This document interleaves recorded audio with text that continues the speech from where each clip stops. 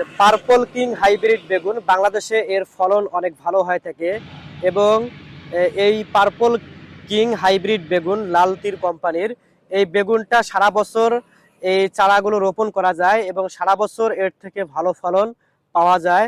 দেখতেছেন শিকড়যুক্ত purple king hybrid বেগুনের চারা, অনেক সুস্থ সবল কোকোপিট দ্বারা উৎপাদিত চারাগুলো আমরা বাংলাদেশের যে কোনো জেলায় বাসযোগে এবং কুরিয়ারের মাধ্যমে সেল দিয়ে থাকি।